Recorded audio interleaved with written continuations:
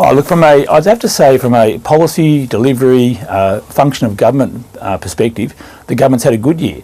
But from a talking amongst yourselves, arguing about issues that Australians don't care about, we've had a very bad year. So how do you measure that you've had a good year when you're so far behind at the polls? By all reckoning, you will lose the next election. Well, the point I was trying to make, from an actual policy delivery around things like job creation, around reducing the tax burden on small businesses, on building the infrastructure Australians want, so protecting our borders, investing in our defence force, the government's had a good year in terms of actual policy direction.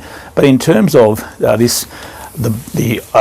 sideshow that's gone on in Canberra, where we've been talking about ourselves too much, we've had a very poor year. So, I mean, I know it sounds like a typical politician's answer. I'm having it a bit both ways, but in terms of the things that matter to Australians, I think we've done very well. In terms of things that don't matter, this internal policy, this internal sort of personal debate, I think we've done quite poorly for ourselves. Yes, yet you do have those distractions, and they're ongoing. I mean, your year essentially as a party has been bookended at the end by Andrew Broad and that scandal that's just broken in the past week, of course. At the beginning of the year, you had the scandal involving BARNABY JOYCE. And comparisons, of course, have been made between the two in that BARNABY JOYCE is still in Parliament, but Andrew Broad has been shown the door. Why is that? Well, I detect a note of frustration in your voice, and imagine how frustrated I must feel as a member of the government and a minister who doesn't want to be distracted by these things. They've been disappointing. I mean, both the issues you referred to have been disappointing in terms of distracting us from the issues that matter to all Australians. And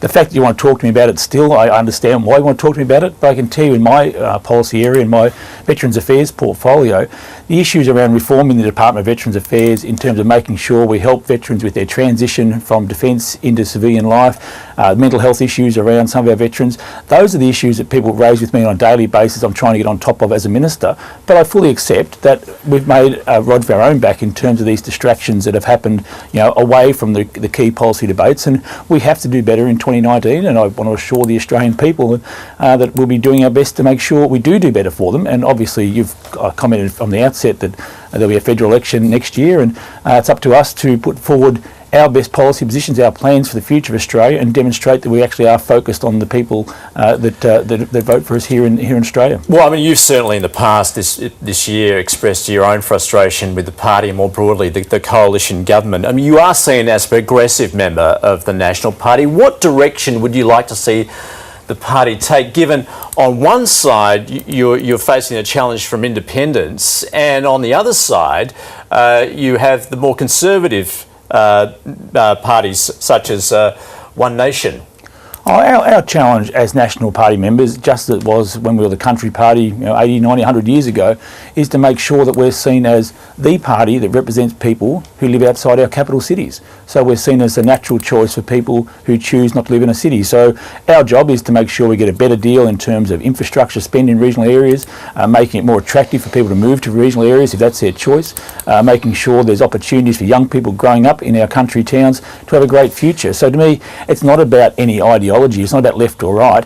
It's about our passion for regional Australia. So we're joined, in many ways, we're joined by geography rather than ideology. But of course, your base has changed significantly, hasn't it? Because, of course, you were the party for and of the farmers.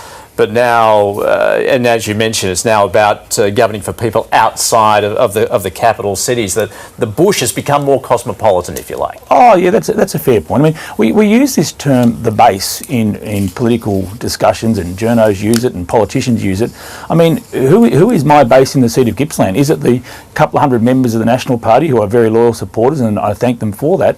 Or is it the 55,000 people who voted for him at the last election? I mean, this mythical base is really just a term that gets thrown around from time to time. Really, in a regional Australian sense, as National Party members, our challenge is to make sure we're fighting for a better deal for regional Australians every day. Fighting for a better deal for regional Australians every day of the year. So making regional Australians better places, stronger places, safer places, where we're creating job opportunities for young people in those communities. So I'm pretty clear on what my job description is all about. It's standing up and fighting for Gippsland and all regional Australians. And any day I spend distracted talking about other issues is really a wasted day.